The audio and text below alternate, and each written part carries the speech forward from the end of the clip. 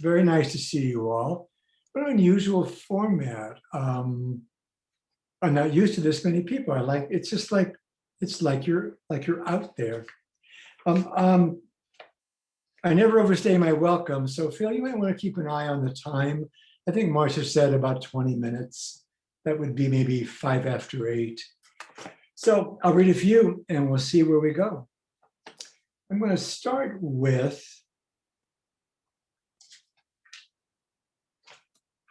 a poem called A Page from the Apocrypha.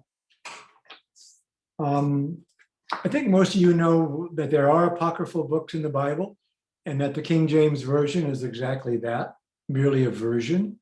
Books have been left out, stories have been untold. There is a book of Mary that's never in anybody's Bible. My wife and I were in a little college some years ago, and I was hearing two divinity students argue in the coffee shop, and they were arguing about whether they would prefer to live in the Garden of Eden forever, where almost nothing happened, but they would be immortal, or would they prefer to be living the life that they're leading now, which is a life of passion in some cases and grief in others. And those were their choices. So this poem will show you what my choice is. You have to imagine that I have found a page from the Apocrypha. So God throws Adam and Eve out of paradise, but they don't slink away wailing and ashamed like the characters in Italian frescoes. Instead, Adam turns and says to God, "Oh, you big lug. I've been 86 from a lot better places than this big salad bar."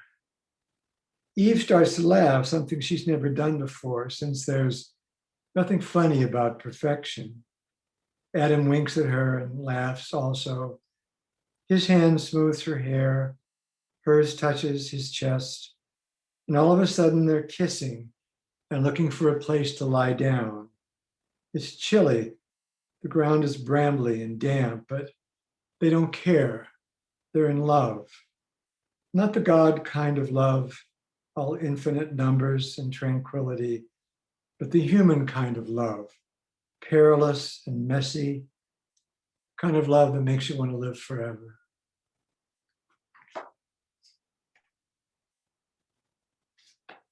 A few years ago, maybe a decade now, I was pretty sick. Before penicillin, I would have died. I had sepsis. It was a real mess. So during my recovery, I spent a lot of time thinking about dying, and I made friends with death. And this is my way of coping, rather than being scared to death or whining or going to a therapist. I just cozied up to the concept. And I wrote a half a dozen poems with death as a main character. Let me see if this vodka makes me any better. So this is the death poem that I will read to you tonight.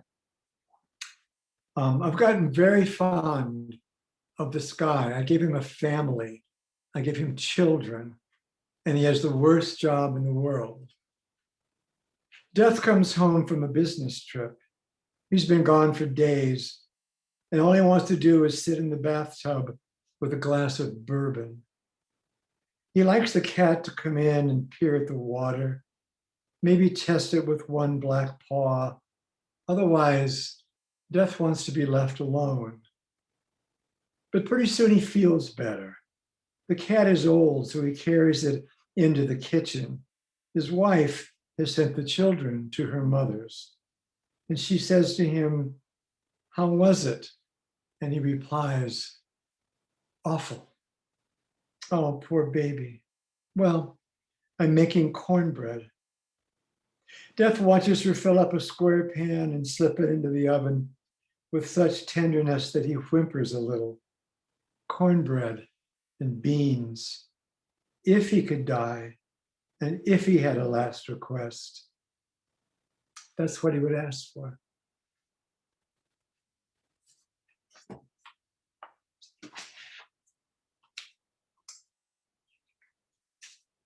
I'll read a few poems from Yellow Moving Van.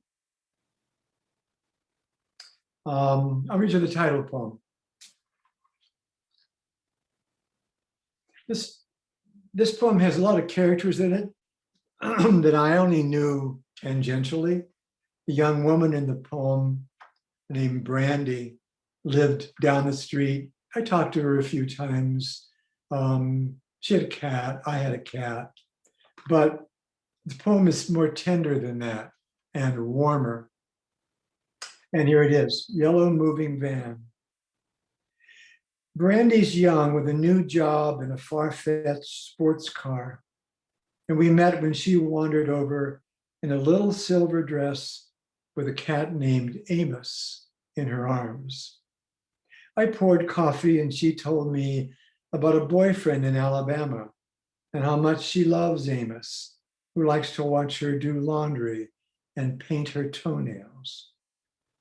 I said that Amos was a minor prophet in the Bible, and she said, oh, that's okay. It's not like I bring guys home or anything. Amos loves the night and its noises, and I love to sort my mind's shabby merchandise.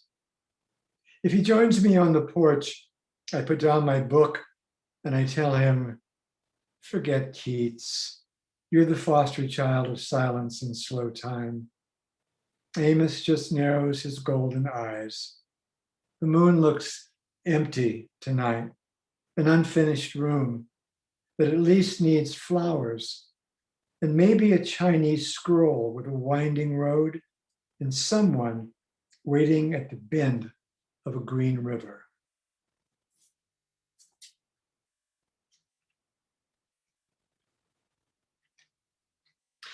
I want to read a 2-page poem. That's threatening, I know, but don't worry. They're all couplets. And I want to read it because I guess I wanted you to see that I could write couplets. Fixed forms are not my real métier, but over the years, I've been reading for 50 years, and people would come up to me and say, oh, gee, I really had a good time and I like that poem about the cat, but when are you going to read a real poem? And they mean a poem that has meter and rhyme. And these couplets aren't metrical, but I was reading years ago the great Tom Gunn. And if you want to read some wonderful poems that rhyme, well, that guy can write couplets like there's no tomorrow. This is a true poem, autobiographical in the sense that, quote unquote, it happened. I'm waiting in Logan Airport.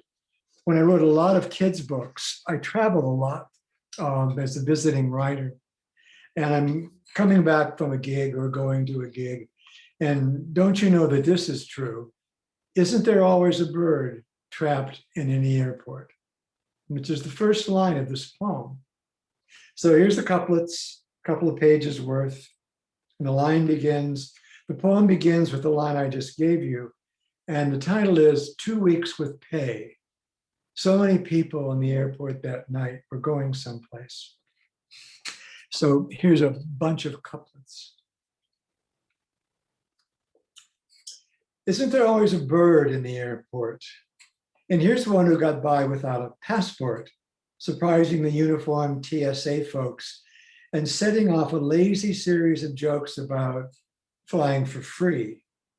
This sparrow navigates the crowded, narrow lanes that lead to the waiting 747s about to penetrate the local heavens. We wait and watch and read and listen to the nearby child plead with her parents to do something about the poor bird reappearing now here, now there, but clearly scared and lost and probably an orphan. And the parents say, So the child, flushed and overcome, takes matters into her own hands. Breathing hard, she stands and scans the sun-shot glassy cage we're in, and then she's off, nearly as fast as her twin, the bird in question. And at first it's cute, a kind of game called LAX Pursuit. She dodging totes and roller bags, the other one swapping zigs for zags, and then the bird careens into a wall resembling something blue out there, and the child's scream shatters each vacation dream and brings the dreamers to their feet to stand and mostly stare. The cops show up. They close around the scene, blue shadows who whisk the child away, and the parents tag along in disarray. Someone with a handkerchief disposes of the lost and brief-lived bird. Magazines reopen. Someone checks her suntan lotion. The dreams return. The turquoise sky, drinks that stun, birds that fly.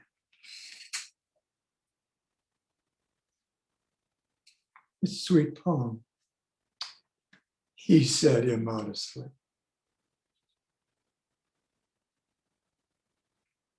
I want to read a poem about my mother. Obviously, oh, holy cow, hang on a minute. Oh, I got it.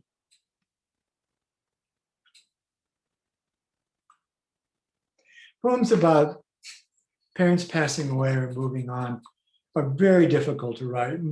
Almost all of you who are listening write. And you want to write a commemorative poem, or God knows I always want to or always do, but they're fraught with difficulty. They're so easy to sink into bathos, so easy to bleed into sentimentality and plead for tears. And I wanted to find a way around that. And you can decide if I did or not. The poem is called Now, Finally, and it refers to the end of the poem. It's not long, 8 small stanzas. Here it is. I was on my own watching a documentary about birding when my mother appeared. She'd been dead for quite a while, but looked young, in her 30s. As my Coke froze over, I made room for her on the couch. And we watched together as a bird called a killdeer pretended to be injured in order to draw the predator away from its chicks. And my mother nudged me. Ronnie, she said, remember the night I did that when the gunman showed up? I said, Mom, it was Halloween. My friends were dressed like cowboys. They just wondered why you were limping. Well, it was still fun, she said. We had a good time, didn't we? I was heartbroken when she died, and everyone thought I'd write a poem then, but I couldn't. It was too soon for poetry.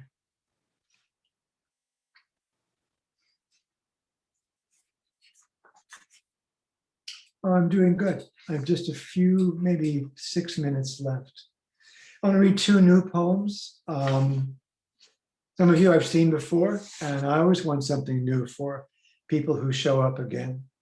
This poem, called My Grandmother Took the Train to Minneapolis, is a poem about living in farm country and growing up in an agricultural area. I can drive a tractor, I can buck hay bales, I can milk cows, and you know how that's called for in Pasadena all the time. It's just people are anxious for my skills. But I can do all those things, and I'm tender-hearted about farm country, about people who know how to farm and who love the land, who know what it's like to milk 30 cows in the morning and 30 cows at night, who knows how dangerous it is to be a farmer, and how unremunerative it is, but what a pleasure it can be. The incidents in this poem are true. I'm at my grandmother's house with one of my high school girlfriends, but the turn that what happens in the poem is not what either one of us wanted or expected. My grandma took the train to Minneapolis, so her house, all by itself at the end of a rutted lane, seemed perfect. I told my girlfriend I had to go look at the livestock first, and Shirley helped me into my grandmother's rubber boots and kissed me goodbye like she meant it. And when I hurried back, she was at the kitchen table, her sweater and skirt folded neatly beside her math book. But I told her, we can't. I think one of the horses is dead. And so we walked out to the south pasture. There they were, the one called Gray Prince on his side, and the one called Chester standing. And if I even felt for the latch, all I saw was huge yellow teeth. But my girlfriend walked right in and tugged at Chester's mane. And the horse sighed, if horses can sigh. Me in my grandmother's boots, Shirley in her practical underwear, and Chester's star-marked forehead pressed against hers. Remember that like it was yesterday.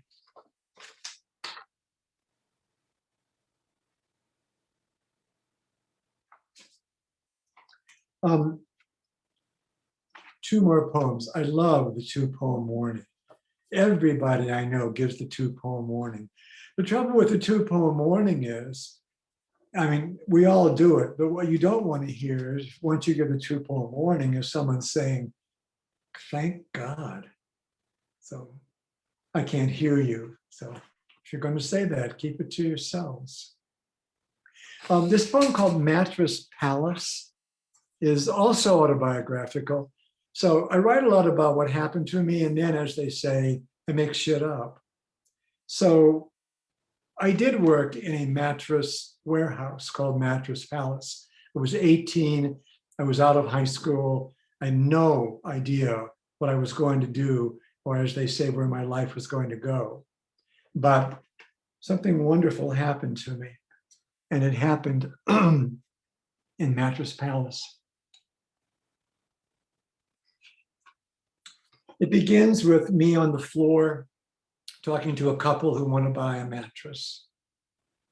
And when they were finished whispering about their savings account, I'd urge them to lie down on one of the sleigh beds. I imagined a Russian winter complete with wolves and samovars. Or perhaps they wanted to try something in the industrial style with an elegantly refined detail like a time clock and a shrill whistle. I was a pretty good salesman, so indifferent to success that I was successful. Maybe because I didn't want to go home to my room, to my anxious parents, to the homework from my night class at SIU. The only bed I couldn't sell was the round one with the red silk sheets. The men were awed, but their wives would tug at them, anxious to pay for the Simmons beauty rest, and at last, maybe get a good night's sleep. In the office, beneath calendars featuring blondes in black negligees, we'd do the paperwork, shake hands all around. And then I was alone with shafts of sunlight coming through the tall, dirty windows. And one day, a goddess descended, hair aflame from the afternoon light. She took my face in her 2 hands and said, "Oh, honey, save yourself." I woke up on the ground. I'd fainted or had a seizure. And the doctor, a smoker with a smoker's cough, said, "Well, I wouldn't worry about it unless it happens again." So I kissed my mother goodbye. I told my girlfriend I was sorry. I pointed my green Plymouth west, and every night parked in lots where enormous trucks idled and men swore at the food, I dreamed of a white room, a pen with the cap off, a chair with a shirt thrown across the back, the shirt I would put on against the chill of the morning as I sat down to become, apparently, the man I was supposed to be. One more. I write a lot about fairy tale characters. Some say stop, and I never do. I always find one more Rapunzel to write about, one more Red Riding Hood. And in this case, it is Snow White. This is the last poem, and I love this poem. It came to me in a rush, and there's nothing better than that. You all know how it feels. Every now and then, there's a blessing, and the hair on your arms stand up. So I want you to think about this. The narrator is Snow White, but I want you to forget about the Disney-fied version of all the dwarves. Forget about their stupid labels. Think of them for what they were. They were 7 small men with all the same feelings that we have, their disappointments, their passions. That's the only difference between us and them. Here's a poem, Snow White Speaks. There I lay with a piece of apple caught in my throat. I wasn't dead, and I wasn't alive, not in the usual sense, but trance, the uneasy trance, was the perfect word. I could see the sky move from light to dark to light to dark again and again, and always the dwarf to stand guard. They took turns at the glass coffin, like they took turns cooking and washing up. Sometimes Happy polished the glass, Bashful looked askance, and alone with me, they bared their souls. They didn't know that I could hear. And I can't repeat the things they said. They're private beyond privacy, the privacy transmuted into mystery. They loved me truly. One kiss from any of them, and I would have sat up and yawned. Maybe they didn't want to stand on a box to do it.